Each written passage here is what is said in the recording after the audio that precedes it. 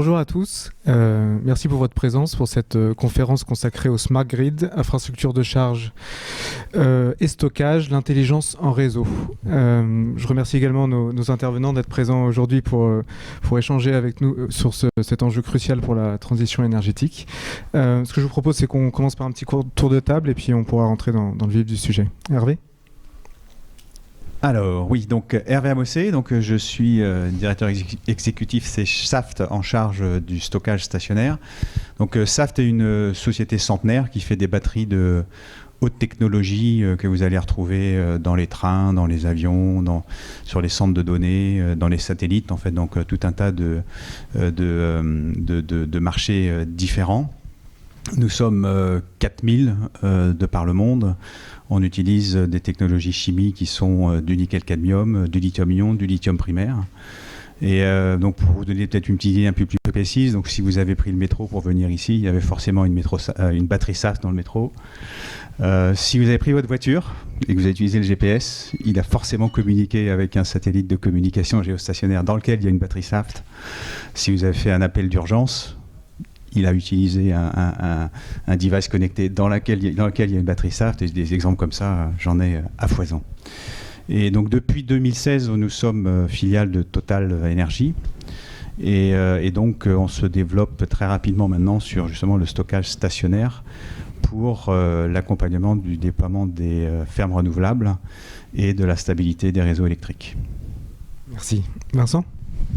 Merci Antoine. Bonjour à toutes, bonjour à tous. Donc, je suis Vincent Salimon, le président du directoire d'une société familiale qui s'appelle le BMW Group. Et donc nous assurons et développons la mobilité. Nous représentons 3 marques en France, à savoir la marque BMW que vous connaissez tous, la marque Mini et également la marque BMW Motorrad. Parce que quand on parle de mobilité, électrique, il ne faut pas oublier le 2 roues, il ne faut pas oublier le multimodal, et c'est pour ça qu'on s'intègre largement sur ce point. Et le BMW Group est engagé, on va parler d'infrastructures de recharge, on va parler de smart grid et autres. Et le BMW Group est engagé depuis très longtemps sur la mobilité électrique, puisque nous avons commencé il y a 50 ans. La première BMW 100% électrique sur la route ouvrait le marathon des Jeux Olympiques de Munich, donc c'était en 72. On a lancé notre première voiture 100% électrique en 2013, donc il y a déjà 10 ans. Et il y a un sujet dont on va parler qui est très important, c'est pour le développement de la mobilité électrique. En fait, qui doit prendre la main ? Est-ce que les infrastructures doivent être là et ensuite les constructeurs vont développer leurs véhicules ? Est-ce que les constructeurs doivent commencer et ensuite les infrastructures viendront ? Est-ce que les usagers sont prêts ? Et aujourd'hui, et notamment dans toute la concertation du développement de la mobilité responsable et durable, il est important d'interroger les usagers, je reviendrai dessus, mais on a notamment une étude de Doxa qu'on fait depuis plusieurs années maintenant pour écouter les besoins des usagers. Et ce qui est intéressant de voir, c'est qu'à 50%, donc 1 sur 2, c'est énorme, ils sont prêts à basculer au 100% électrique à partir du moment où les infrastructures sont là. Et je fais le lien avec l'introduction de Bruno Monnet, tout à l'heure le patron de France 2030, qui disait qu'il est indispensable que les gouvernements montrent l'exemple, investissent au départ sur les nouvelles technologies, sur les nouveaux modes de déplacement ou les nouvelles approches. Et là, on le rejoint tout à fait, et je le rejoins tout à fait, puisqu'on voit bien que les constructeurs, et notamment le BMW Group, est présent, est prêt, et a une gamme de véhicules électriques ou hybrides rechargeables importante, puisque aujourd'hui, c'est 30% de mes ventes. Donc, on est prêt, les usagers sont prêts.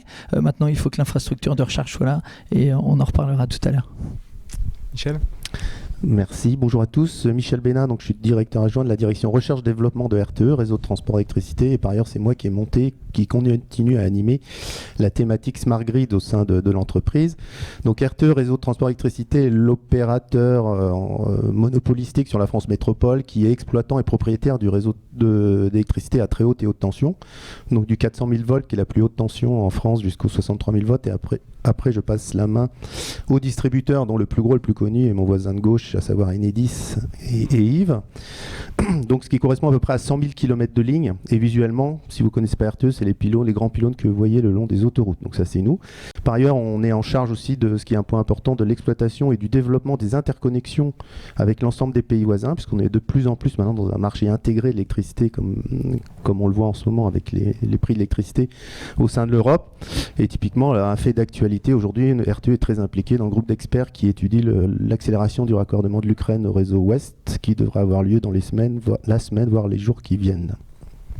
On va aller vers une électrification massive de notre mix énergétique.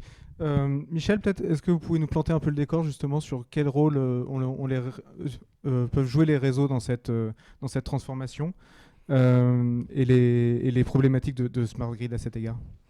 Oui, d'abord peut-être pour commencer quelques chiffres. Donc la France est engagée aujourd'hui, comme vous le savez, avec un objectif de neutralité carbone en 2050. Et la stratégie nationale bas carbone stipule qu'on doit baisser de 40% notre consommation globale d'énergie, toute énergie confondue, d'ici à 2050, et que la part de l'électricité va monter de 25% aujourd'hui jusqu'à 55%. Donc on parle d'électrification des usages, ça va se traduire par une augmentation de 30% de la consommation d'électricité en 2050 par rapport à ce qu'on a aujourd'hui. Donc on voit qu'on doit faire les choses intelligemment. Et si je reprends les rapports que RTE a pu donner à la ministre de l'Énergie en octobre dernier, quels que soient les scénarios, notamment de production qu'on aura en 2050, plus ou moins de nucléaire, plus ou moins de NR, si on cumule les investissements qu'on doit faire sur les réseaux et sur la production chaque année d'ici à 2050, on est entre 60 et 80 milliards par an. Donc ça, quand même, ça montre les volumes d'investissement qui vont être nécessaires pour cette transition énergétique. Alors les smart grids, il n'y a pas de définition officielle, je pense, mais si on s'en tient à la lettre, au mot, ça veut dire introduire plus d'intelligence dans le fonctionnement des systèmes électriques, voire énergétiques. Je me méfie du mot numériser ou digitaliser, parce que certains pensent que les smart grids, ça veut dire la suppression des réseaux en tant que cuivre, pylônes, etc. Non. Il peut y avoir des fois une ambiguïté par rapport à ça. Nous aurons toujours des infrastructures, parce que l'électricité, on n'a pas trouvé encore le moyen de le transmettre autrement que par les réseaux. En revanche, on va avoir maintenant le développement de plus en plus important d'une surcouche numérique qui permettra d'optimiser le fonctionnement du système dans son ensemble. Donc on va avoir de plus en plus de capteurs, de plus en plus de données. On va passer de 100 000 données par seconde à 1 million d'ici à 10 ans pour piloter l'ensemble du système. Et ce qui est aussi nouveau, c'est que de plus en plus, on va pouvoir discuter, interagir avec les ensembles des acteurs qui sont connectés au système. Donc là, on est sur des logiques de bidirectionnel, ce qui n'était pas le cas avant. Hein. Donc aujourd'hui, quasiment, on parle des fois de l'Internet de l'énergie, qui est une image pour dire qu'il y aura quelque part du peer-to-peer, et que RTE ou Enedis, en tant que pilote des réseaux, va pouvoir interagir avec l'ensemble des consommateurs. Alors de manière très concrète, cette intelligence, nous on a deux cas d'application dans nos métiers RTE. Le premier, ça va être sur nos infrastructures proprement dites. Donc je l'ai dit, 100 000 km de ligne, 2700 postes électriques, de plus en plus d'acteurs à travers les ENR, à travers la consommation, demain les véhicules électriques.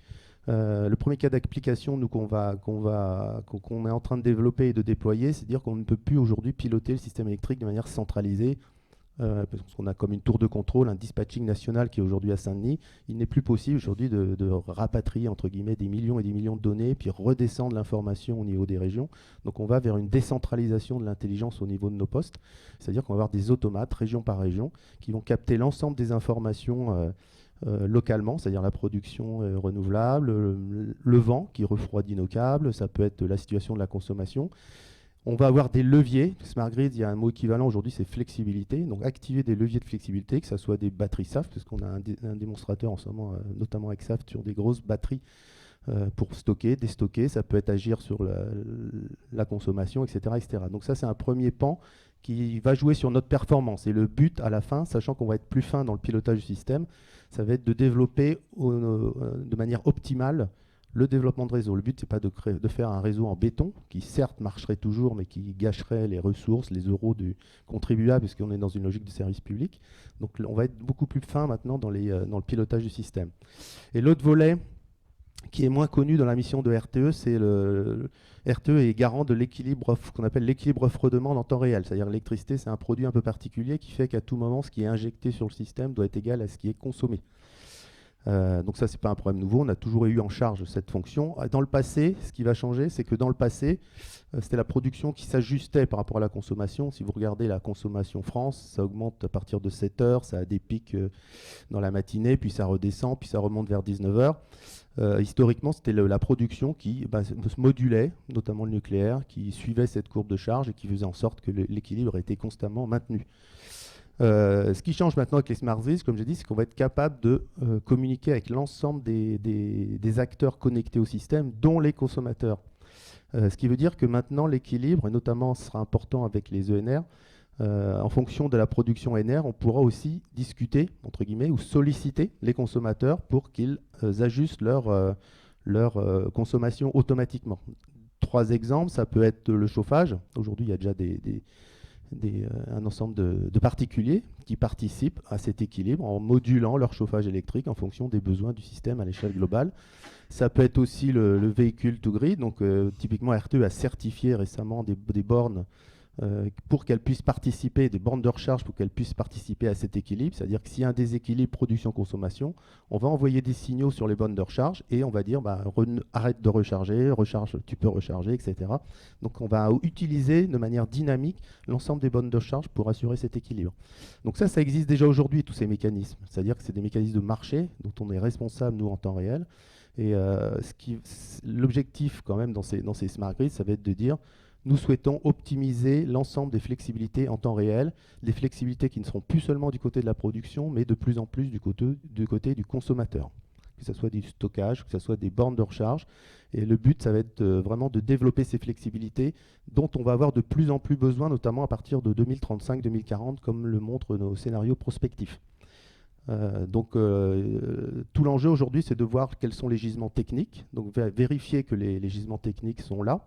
Et après, il y aura des phénomènes de marché qui feront que il y aura une compétition finalement entre tous les consommateurs qui sont capables de nous donner de la flexibilité. Est-ce que c'est mieux de solliciter une borne de recharge, le chauffage chez le particulier, ou ça peut être encore du stockage? Donc là, il va y avoir des offres. Donc chacun nous fera des offres de modulation avec un coût associé. Et après, le marché décidera de la solution la plus pertinente en temps réel. Et ça, c'est quelque chose qui va de plus en plus se développer à l'avenir. Merci Michel. Yves, comment ça se concrétise chez Enedis en tant que distributeur, cette intelligence en réseau? Décidément.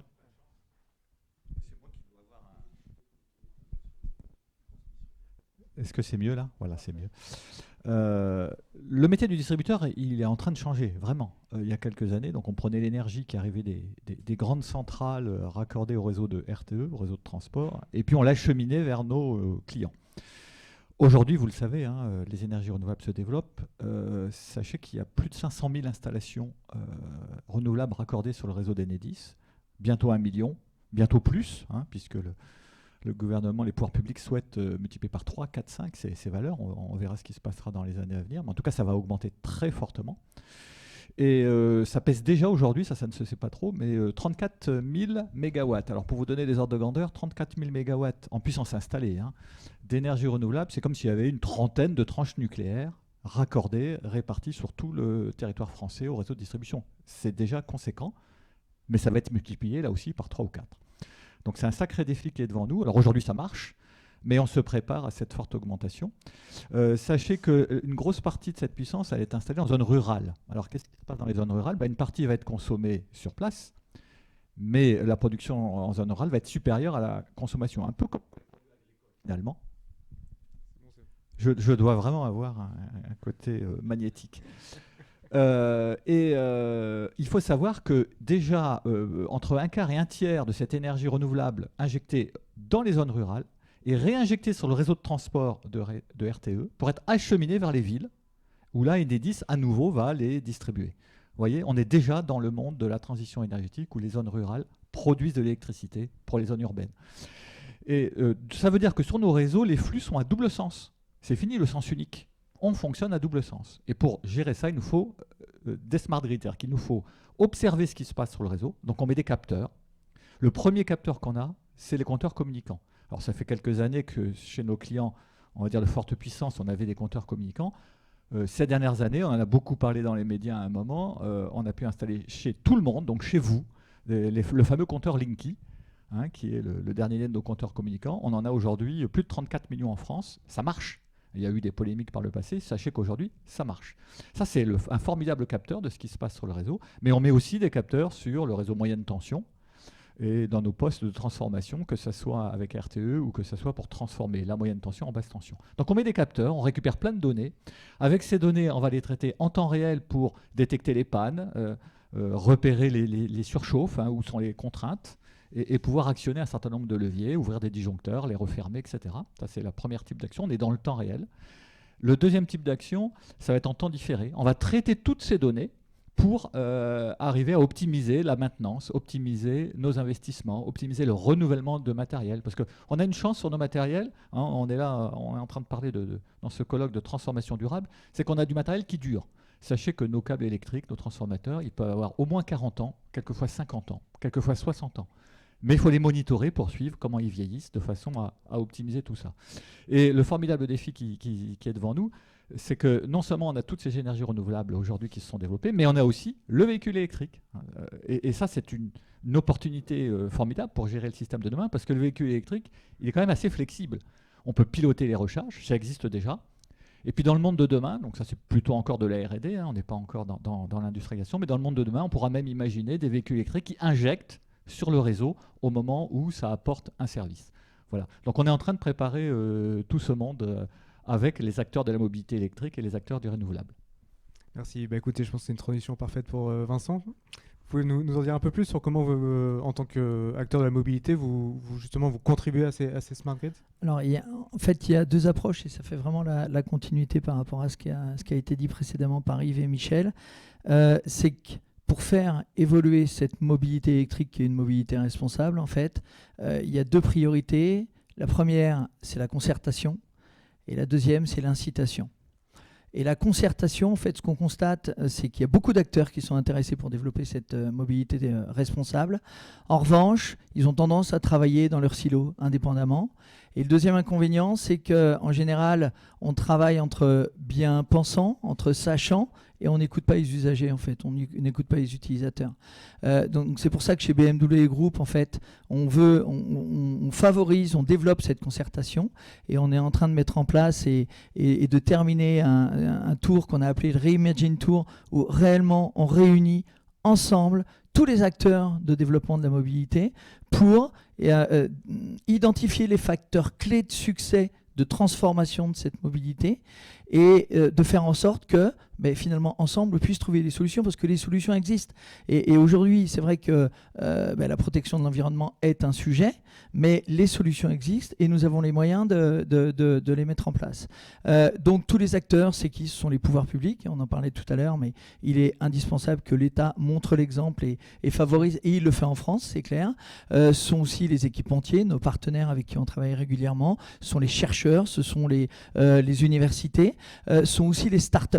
Et on a une chance dans notre monde aujourd'hui, c'est qu'on a un pool de savoir, un pool technologique qui nous permet d'aller beaucoup plus loin en termes de développement de technologie qui favorise le développement de cette mobilité électrique. Et ce qu'on a fait en France, c'est qu'on a passé un accord avec le MoveLab. En fait, nous sommes le partenaire du MoveLab, qui est l'incubateur des startups de mobilité de Station F, donc le plus gros incubateur du monde. Et ça nous permet justement d'identifier ces facteurs, ces solutions pour développer la mobilité durable. Donc ça, c'est le premier élément. Mais avec ça, qu'est-ce qu'on en fait? En fait, avec tous ces éléments, il faut pouvoir inciter le développement de la mobilité responsable. Et donc, on a lancé la première voiture électrique commercialisée il y a 10 ans. Mais un statut qui était important, c'était le manque d'infrastructures de recharge. Donc, il faut travailler sur cette solution. Mais il était important d'avoir une période de transition. Et sur cette période de transition, nous avons développé une large gamme de véhicules hybrides rechargeables. Pourquoi? Parce que ça permettait d'entamer une démarche de mobilité électrique tout en rassurant les utilisateurs et leur permettant de conserver une autonomie suffisamment importante pour leur usage au quotidien.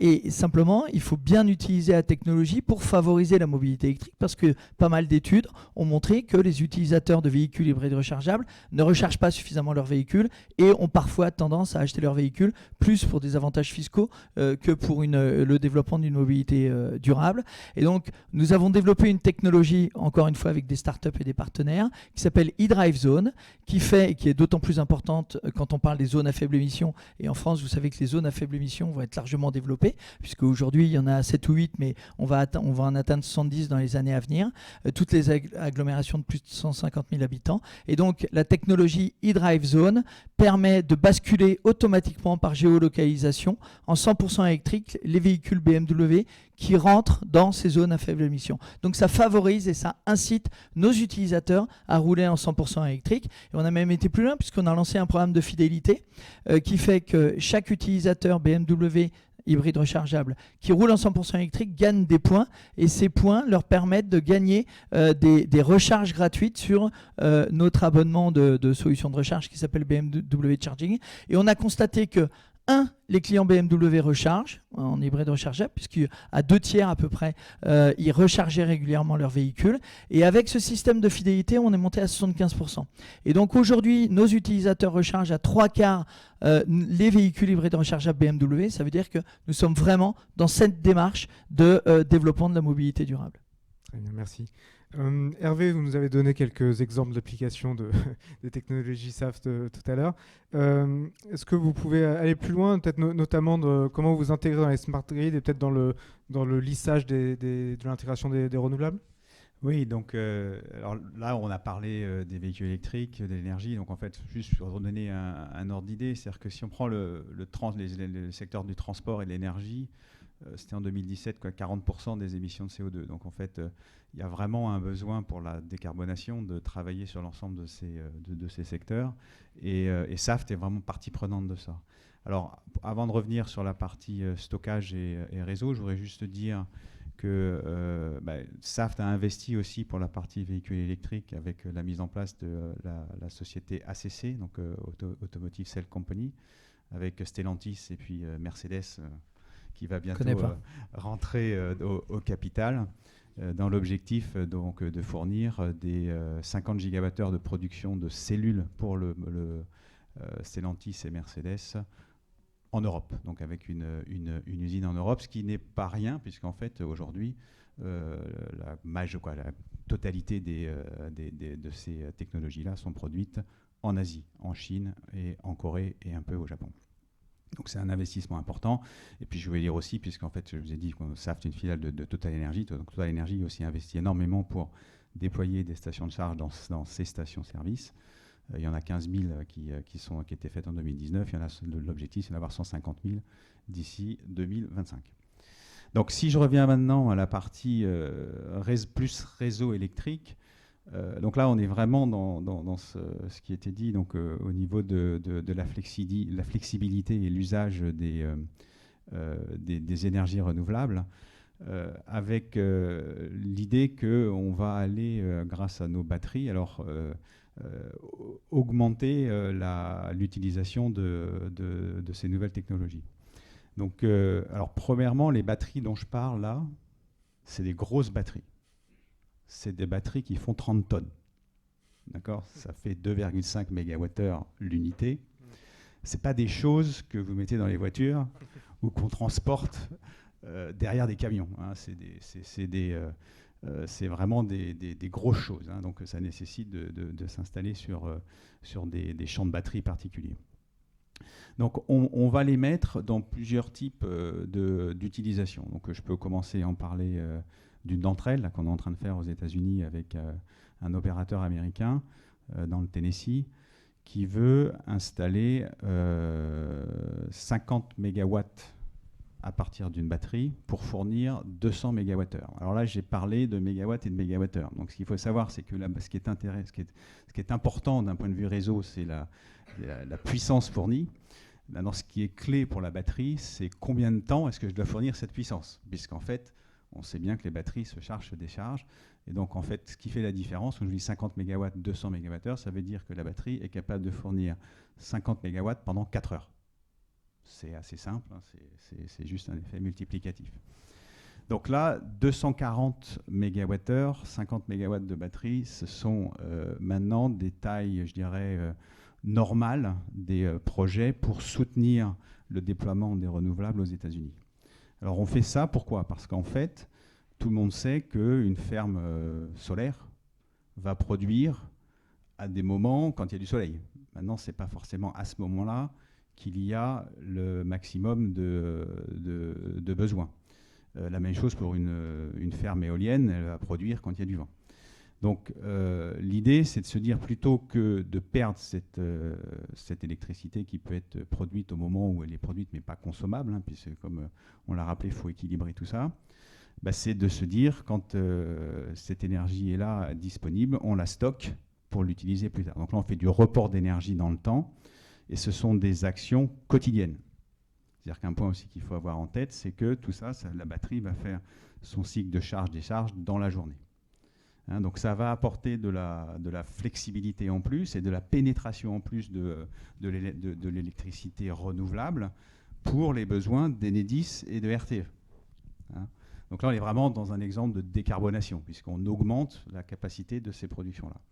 Le deuxième sujet, c'est un peu la décentralisation. Comme on a été dit, maintenant, la génération, c'est plus uniquement qu'au niveau global, c'est aussi au niveau décentralisé. Et toutes ces fermes renouvelables, elles ne sont pas forcément connectées au niveau le plus bas. Et on a beaucoup de sites industriels, en fait, qui commencent à se déployer en mettant une petite production renouvelable pour leurs propres besoins et connectés avec des batteries, de façon à ce qu'eux-mêmes, à l'intérieur du site, aient la capacité de faire des mix entre ce qu'ils prennent du réseau. Alors ça rend la vie encore un peu plus compliquée à Enedis, puisqu'en fait, les clients eux-mêmes peuvent décider de tirer sur leurs propres leurs ressources et pas forcément que sur le réseau. Et donc là, pour faire ça, on met aussi des batteries. Alors même chose, donc là, au lieu de 240 MWh, on va parler de 10, 20 MWh. Là, j'ai un exemple en Australie, hein, vous voyez, on va très loin, en plein milieu du désert australien, ou sur une mine d'or. Donc on a installé 13 MW, 4 MWh, je vais revenir là-dessus juste un petit peu après, de façon à aider l'utilisation de 18 MW de production éolienne et 4 MW de production solaire pour diminuer l'utilisation des gensets, qui eux sont de 25 MW. Donc vous voyez sur le site, il y a 25 MW de gensets, 18 MW d'éolien, 4 MW de solaire et 13 MW de batterie. La batterie donnant cette énergie en 20 minutes. 13 MW, 4 MWh, vous faites la multiplication, ça fait à peu près 20 minutes. Donc la batterie, là, elle a une autonomie de 20 minutes par rapport à l'autre dont je parlais tout à l'heure, qui avait une autonomie de 4 heures.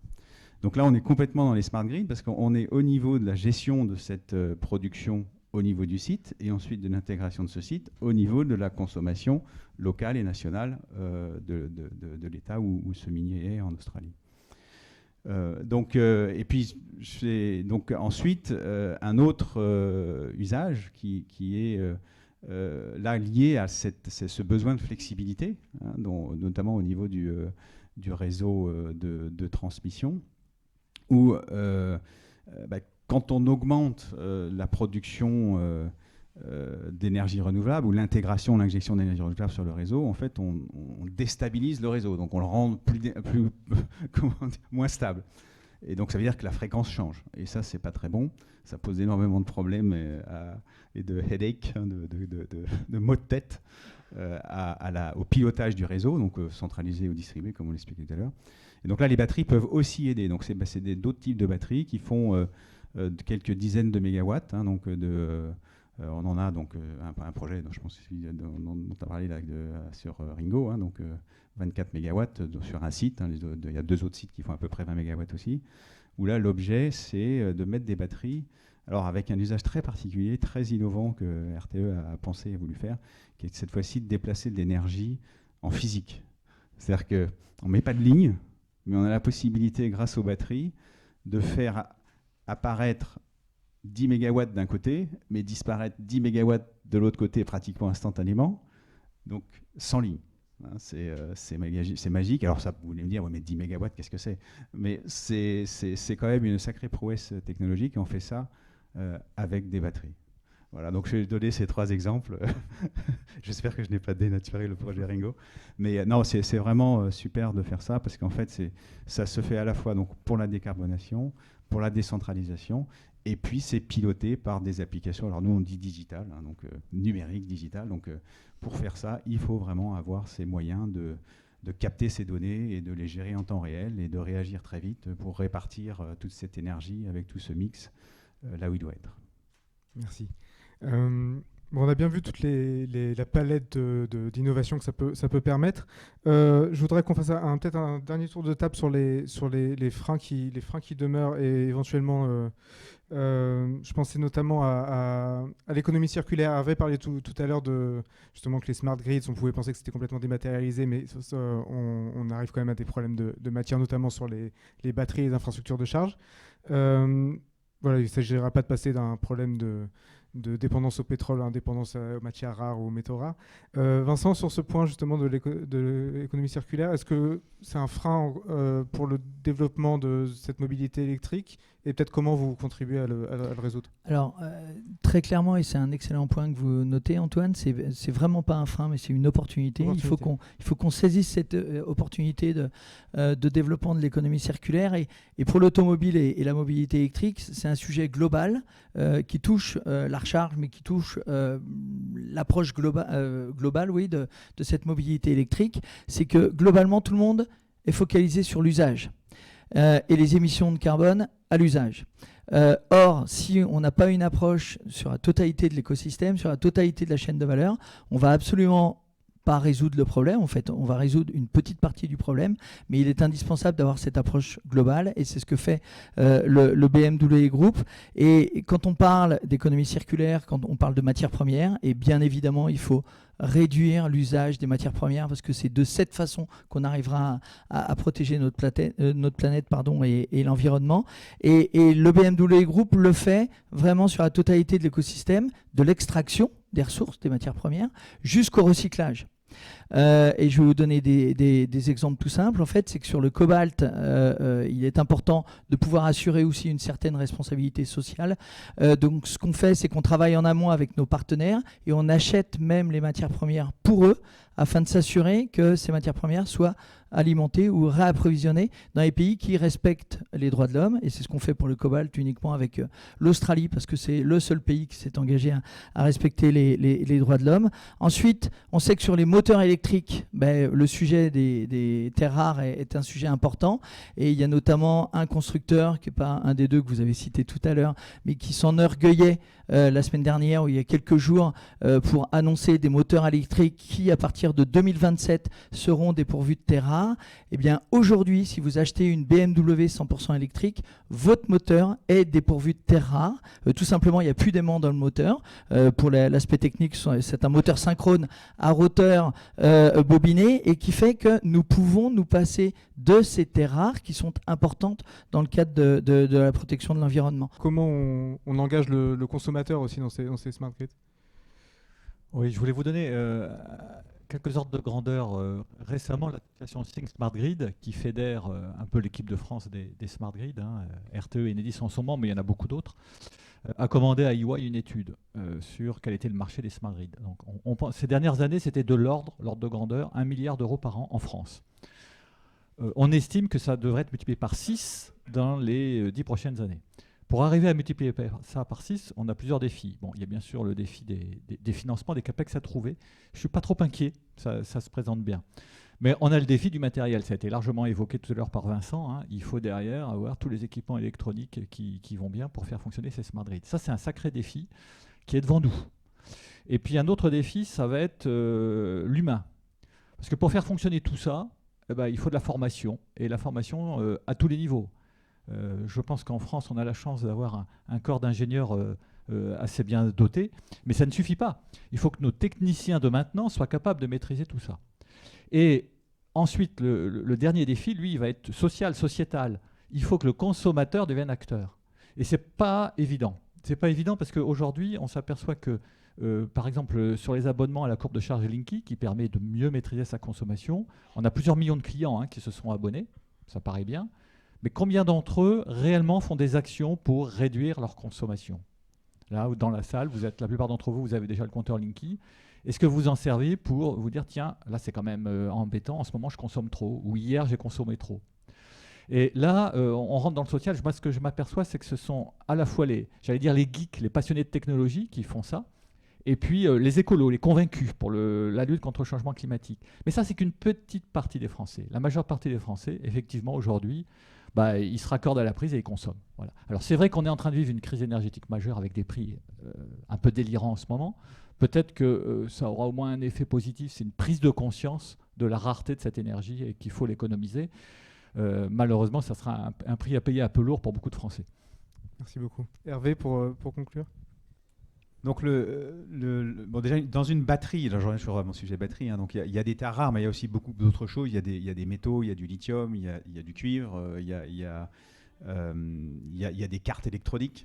Je pense que aussi les cartes électroniques font partie du sujet pour déployer les smart grids, parce qu'en fait, on met beaucoup d'algorithmes, donc il faut pouvoir avoir des gros calculateurs. Et donc, nous, au niveau de notre industrie, on a un engagement de recycler la totalité de ce qu'on produit. Donc, c'est là ce qu'on fait, c'est SAFT pour les batteries au nickel-cadmium. Et donc, toute batterie qu'on installe est récupérée et recyclée. Donc, pas directement par nous. Ça peut être des fois par nous, ça peut être aussi par un réseau de partenaires. Et on va bien évidemment faire ça aussi pour nos batteries au lithium. Alors ces batteries au lithium, aujourd'hui, on démarre. On n'a pas énormément de bases installées. La base installée de SAFT, c'est 800 MWh au niveau du monde. Donc ces batteries sont utilisées une fois qu'on les a installées. En fait, les clients nous disent on va les utiliser pendant... Alors les sites industriels, ça va être 10 ans.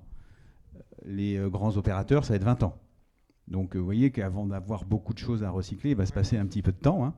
Mais on a clairement, dès qu'on met en place les contrats, l'engagement de recycler ces batteries.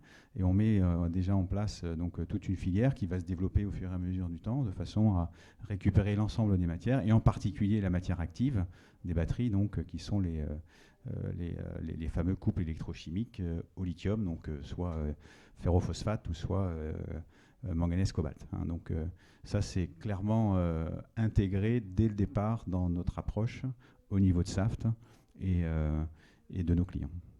Merci beaucoup. Écoutez, je pense qu'on a le temps pour une petite question, s'il y en a.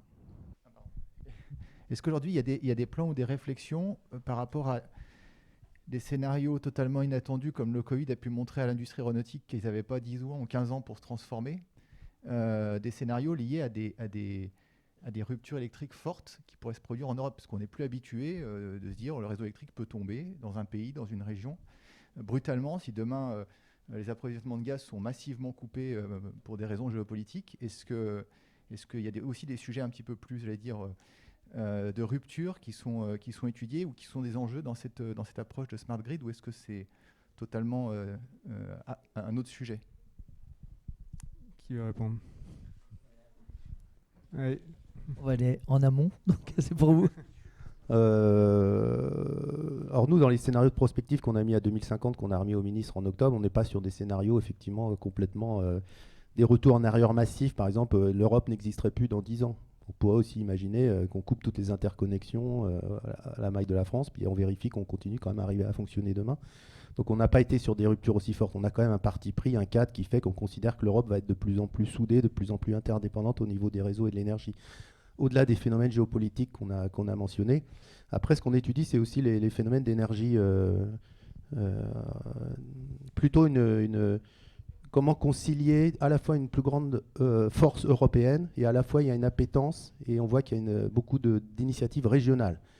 Nous, en RTE, on est pris entre Bruxelles et les régions qui veulent quelque part en autonomie, pas d'autarcie, ils ont compris un peu la différence entre autonomie et autarcie, mais il y a une volonté d'avoir des objectifs d'autonomie, de neutralité carbone à la maille des régions, donc quelque part, je veux profiter de ma production à moi, alors que les réseaux sont dans une logique de mutualisation, et à Bruxelles, on est plus dans la logique de mutualisation globale de l'ensemble des pays, donc on essaye de voir le bon niveau d'articulation entre ce qui doit être optimisé à l'échelle du continent, à l'échelle de la France et à l'échelle des régions. Mais on n'a pas de scénario de rupture, ces ruptures qui seraient un retour complet à peut-être au réseau d'avant-guerre, on avait des régies localement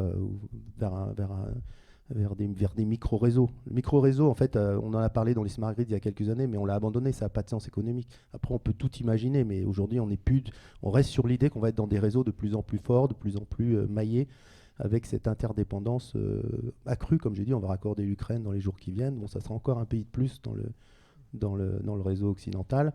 Donc on est plus dans cette logique. Après, ce qui est intéressant par rapport, on parlait d'une crise sur les prix, là, parce qu'on avait une autre question, mais peut-être je vais répondre rapidement. Est-ce que les smart grids conduisent à une électricité moins chère? Je ne pense pas. En fait, si on n'en fait pas, elle sera plus chère que si on ne fait pas de smart grids. Donc, les smart grids aident par rapport à une tendance à baisser le coût de l'électricité. Mais pour un consommateur particulier, aujourd'hui, on considère qu'il y a un tiers du coût qui est dû au réseau, un tiers des taxes et un tiers c'est l'énergie. Donc on voit le prix de l'énergie aujourd'hui, effectivement il y a des prix délirants sur les marchés spot qui sont liés à une conjoncture particulière, mais ce qu'on a vu même avant la crise ukrainienne, c'est que sur les marchés à long terme, l'électricité augmente aussi considérablement. Donc je crois qu'il faut se mettre en tête aussi qu'on aura une électricité dont le prix va continuer à croître dans les années qui viennent, c'est une tendance lourde. Les smart grids vont aider à limiter cette hausse, mais elle n'empêchera pas complètement. D'où les questions, on parle beaucoup d'éducation maintenant, d'éduquer le consommateur, que ce soit un conducteur, que ce soit un citoyen. Bruno Le Maire a dit des efforts sur la consommation à venir, mais je pense que c'est une tendance lourde là qu'on va connaître à venir. Je voudrais juste apporter un petit... Oui, rapidement. Décidément. Oui, c'était pour dire que c'est vrai qu'on n'a pas vu venir le Covid. C'est vrai qu'on n'a pas vu venir cette guerre en Ukraine avec ses conséquences économiques, énergétiques majeures pour nous. Donc ça prouve qu'il faut qu'on conçoive le système de demain de façon résiliente. Voilà, je pense que ça c'est une réflexion majeure on doit avoir. On ne saura pas prévoir l'avenir, mais faisons des systèmes électriques qui soient capables de supporter ce type d'aléas. Et très rapidement, puisqu'on est time out, la voiture électrique est une vraie opportunité avec le smart grid justement en capacité de stockage. Et nous sommes en train de faire un pilote aux États-Unis, en Californie, avec PG&E. Et on a constaté que avec la voiture électrique comme outil de stockage, des foyers avaient la capacité de baisser d'un tiers leur consommation d'énergie. Donc c'est vrai que ça ne fait pas baisser le coût. En revanche, ça fait baisser la consommation. Et donc c'est toujours positif dans le cadre du pouvoir d'achat et c'est un sujet d'actualité. Très bien. Écoutez, je vous remercie beaucoup pour votre attention et merci à tous les quatre pour avoir partagé votre expertise.